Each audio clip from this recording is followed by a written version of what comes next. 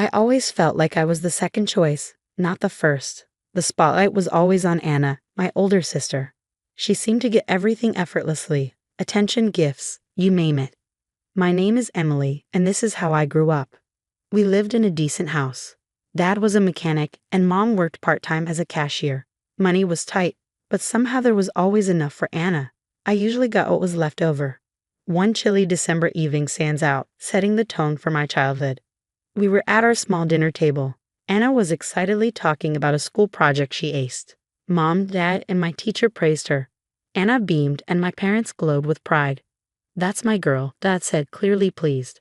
Mom nodded approvingly, saying, "We'll get you whatever you need, honey. You just keep up the good work." I poked at my food, feeling that familiar knot in my stomach. "Hey, I got an A on my math test," I mumbled, not sure why I bothered.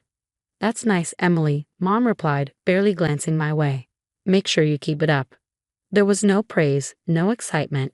It was like doing well was expected of me, or worse, like it didn't even matter. I learned early on not to expect much. Christmas was approaching, and the contrast in our living room was striking. Under the tree, beautifully wrapped gifts were piled up, all for Anna. I knew the routine. My gifts were usually things like socks or a book, nothing that felt special. That year wasn't any different. Anna excitedly tore through her presents, revealing new clothes, gadgets, and even a brand new laptop. "Oh my God, this is awesome." "Thanks, Mom and Dad," she squealed. Meanwhile, I unwrapped my own gifts, a second-hand novel and a pack of plain shirts. "Thanks," I said, trying to keep the disappointment out of my voice. After the holidays, things returned to the usual routine. Anna was the star, and I was just there. Aunt Sarah was the only one who seemed to notice. She visited occasionally, always bringing a small gift just for me, something that made me feel seen. But those visits stopped after one particularly ugly argument. I was coming home from school when I overheard them in the kitchen. "You can't keep doing this, John. You're ignoring your younger daughter," Aunt Sarah said sternly and frustrated. "She doesn't need as much as Anna," Dad retorted harshly. "That's not the point. It's about showing both your daughters that you care." "Well, maybe if Emily was more like her sister, it wouldn't be so hard," Dad replied, not realizing I was listening. Aunt Sarah noticed me first, her face dropping as she caught my eye. I ran up to my room before I heard any more, tears stinging my cheeks. After that, Aunt Sarah wasn't allowed over anymore. Dad said she was causing trouble, stirring up drama that didn't exist. But it did exist. I lived it every day. After high school, it felt like standing at the edge of a cliff. Anna was off to college with a fat check from Mom and Dad to cover everything, dorm, books, everything. Meanwhile, I got a pat on the back and a "good luck, Emily." Not long after that, I moved out. There were no dramatic goodbyes, just me packing my few things into old boxes and suitcases while Mom watched, her expression unreadable. I found a small apartment on the outskirts of town. It wasn't much, but it was a start. The place was shared with two other girls, Lisa and Jen, who were as broke as I was but had dreams just as big.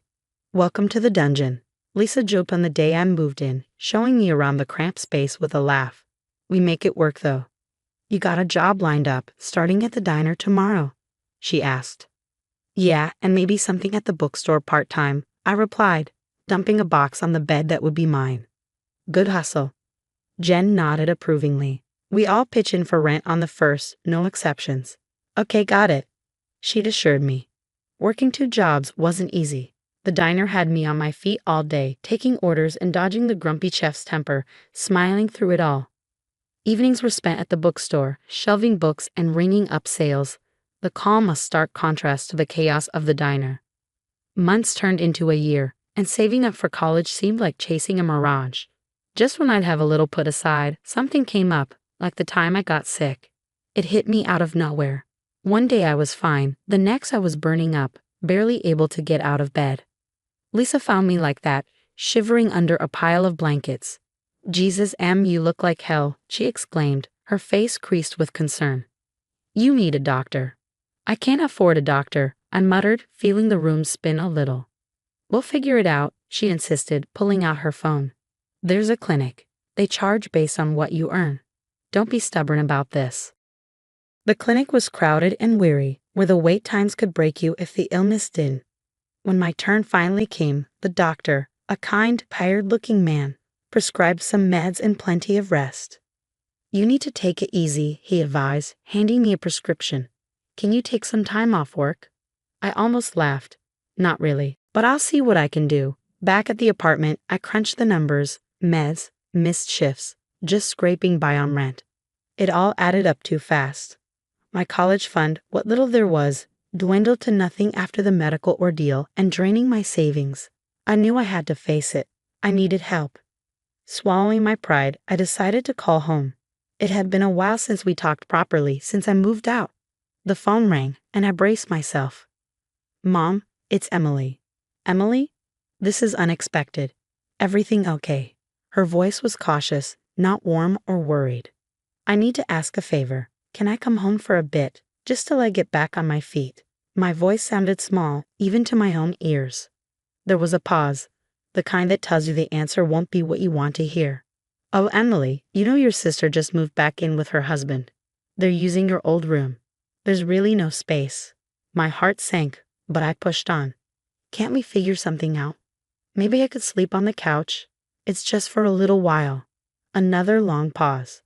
"I'm sorry, Emily. It's just not possible right now. Maybe when things settle down with Anna and the baby." I hung up and sat there, the silence of the apartment pressing down on me. They had made their choice, and I wasn't it. I was on my own, truly on my own. The next few days were a blur of applying for any job I could find, skipping meals to save a few bucks, and trying not to think about the fact that my own family had turned me away when I needed them the most. It was during one of my late-night job searches that I got a call from Aunt Sarah.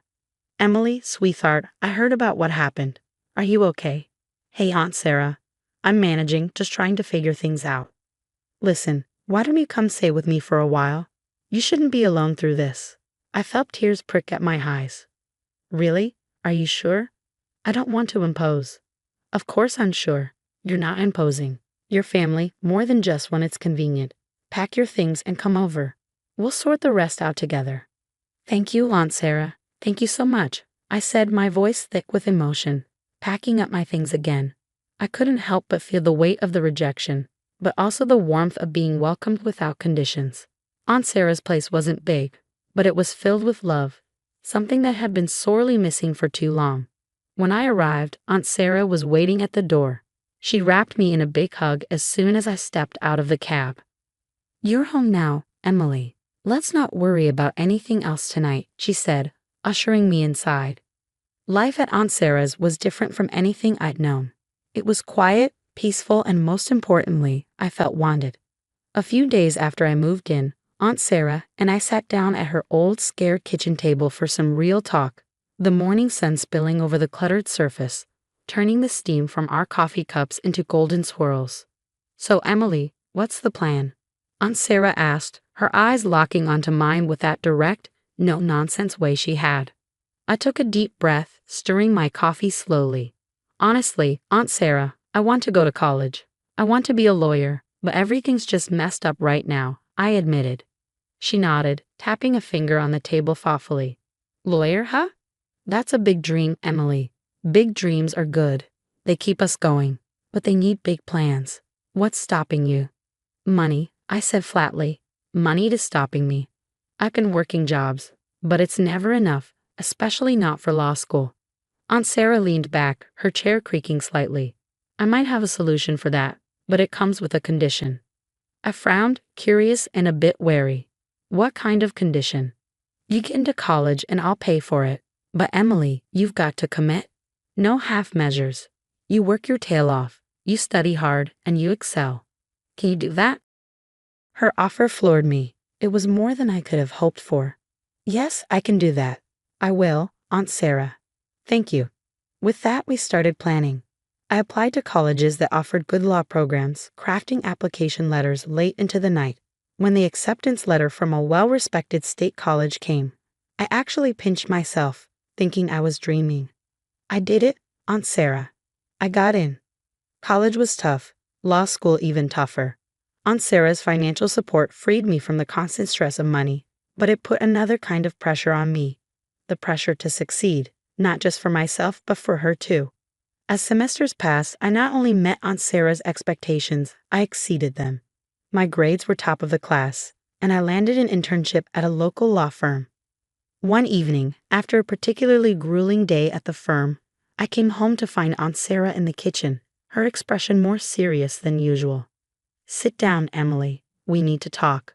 Worry pricked at my heart as I took a seat, noticing she wasn't her usual self. "What's wrong, Aunt Sarah?" She sighed, a long, heavy sound. "Nothing's wrong exactly. I just want you to know how proud I am of you. You've done more than I ever expected. You're going to be a great lawyer." Her praise warmed me, but her tone hinted at something unsaid. "Thanks, Aunt Sarah. I couldn't have done it without you." "That's not just it," she continued, her eyes serious. "You've got to start thinking about what comes next. You're about to fly, and I'm just glad I could give you the wings." During my final year of law school, I managed to secure a prestigious internship at a respected law firm downtown. The first day I walked into the towering building, I felt like I was exactly where I was supposed to be. My supervisor, a sharp-tongued lawyer named Mr. Coleman, met me at his office door with a skeptical look. "So, you're the intern I heard so much about, Emily, right?" Mr. Coleman's voice was gruff, his eyes scanning me like I was a case file he wasn't sure about.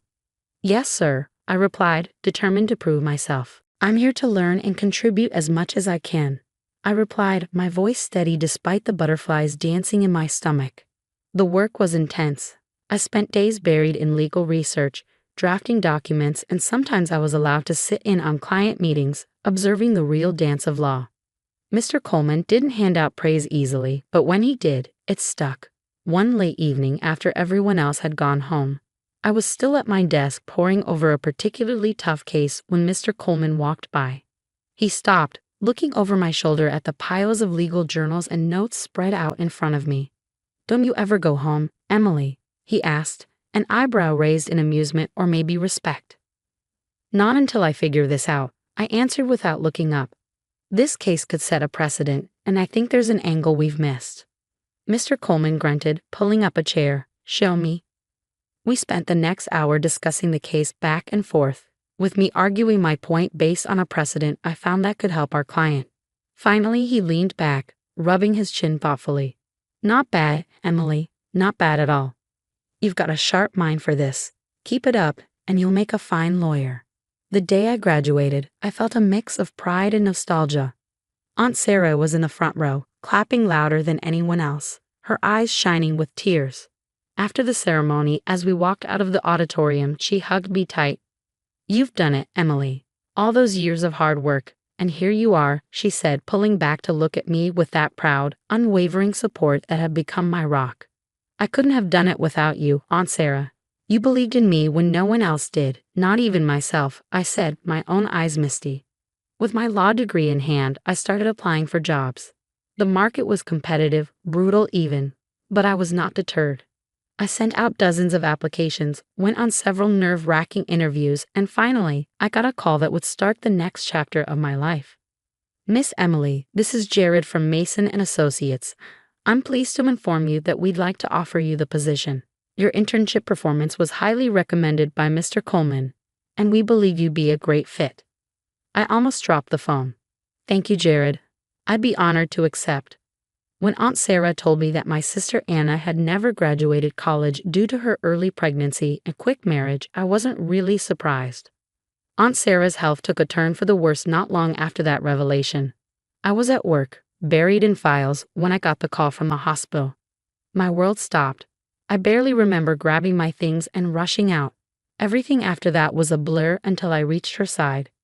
She was weak, her voice barely a whisper, but her eyes were the same, sharp and knowing.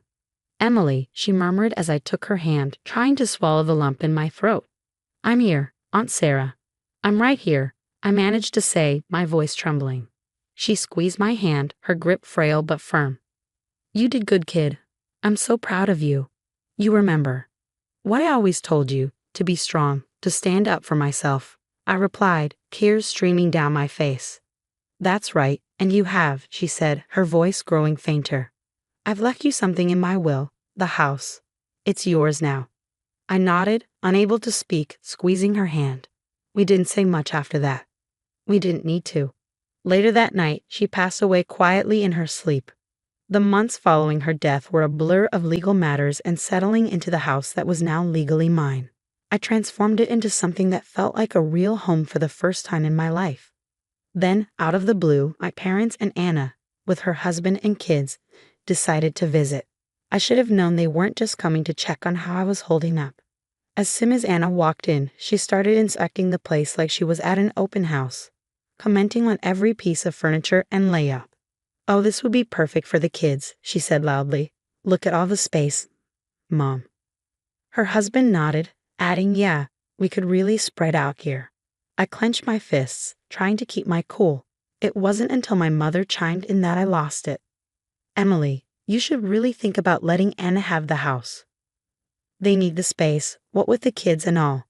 You can manage fine in a smaller place, can't you?" I stared at them in disbelief, turning quickly into anger. "Are you serious? This is my house. Aunt Sarah left it to me, not to Anna. I'm not going anywhere."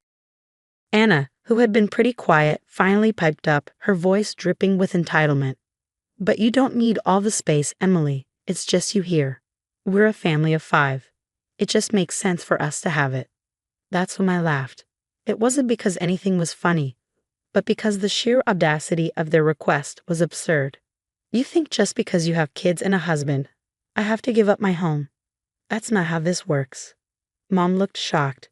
"Emily, don't be greedy. Think of the family." I scoffed, the word bitter in my mouth. Where was this family when I needed a place to stay, when I needed help? They didn't have an answer to that. "Look," I said, my voice firm as I stood up taller. "I appreciate you all coming here, but this house is mine. Aunt Sarah wanted me to have it, and I'm going to honor her wish. You need to leave now." Anna's husband tried to argue, his face turning red, but I didn't let him get far. "Out, all of you now, or I'll call the police." They muttered about me being ungrateful and greedy as they gathered their things. Anna shot me a look that could freeze lava, her disappointment clear. But as they left, the weight on my shoulders lifted. I had stood up for myself, for my home, and for Aunt Sarah's memory. I came home from work to the most absurd situation. I couldn't get into my own house. The locks had been changed. Before I could process what was happening, I heard noises inside and started banging on the door. It swung open, and there stood my sister Anna, with her husband and their kids scattered behind her. "We've decided to move in here," she declared with a smug look, as if it was the most natural decision in the world. "What are you talking about? This is my house." I snapped, disbelief and anger swirling inside me. Anna shrugged, unbothered. "Well, we need it more than you do. We've already moved everything in." "That's not how any of this works, Anna. I'm calling the police," I said, fumbling for my phone. She laughed, clearly thinking I was bluffing. "Sure, go ahead." I dialed 911 while we waited. Our parents showed up, drawn by the commotion. They sided with Anna, of course. "Emily, why are you being so difficult?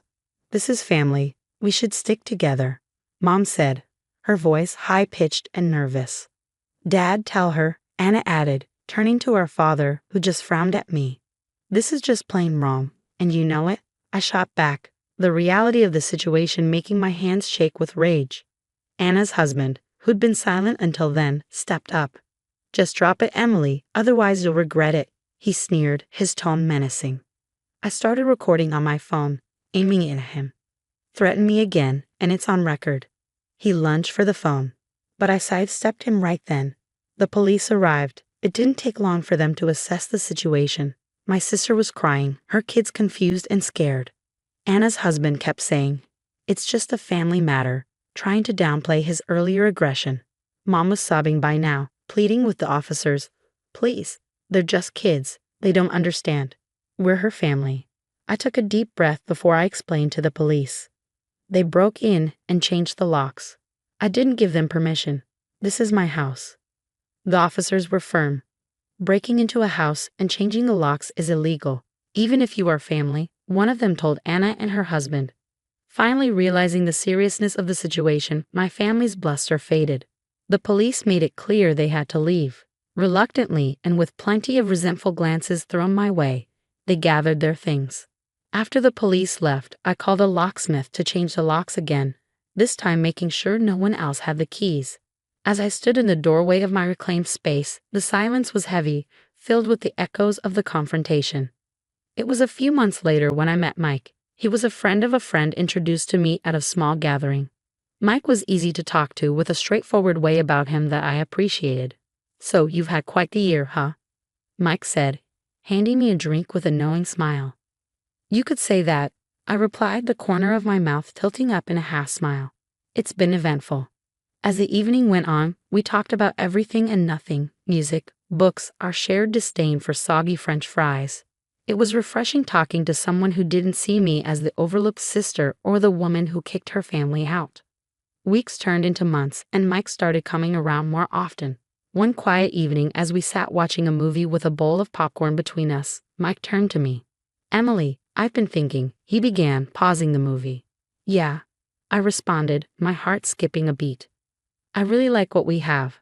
I mean, I know your house is your sanctuary, but I was wondering if you'd be okay with me being a more permanent part of it," he asked, his voice tender. I looked at him, really looked, and saw everything I needed in a sincere, hopeful gaze. "I'd like that," I said simply, and a smile lit up the room. Life didn't become perfect overnight, but it felt a whole lot lighter with Mike by my side. We faced a few more challenges, like when Anna tried to stir up trouble again by spreading rumors about me being heartless. But this time, I didn't face it alone. "Let them talk," Mike said one evening after I got a frustrating call from Mom telling me how upset Anna was. "The people who know you really know you. They know the truth. That's all that matters." He was right, and slowly I began to let go of the anger and resentment. It wasn't worth holding on to. Instead, I focused on the good, the home I was building, both the physical walls around me and the emotional barriers I was letting down.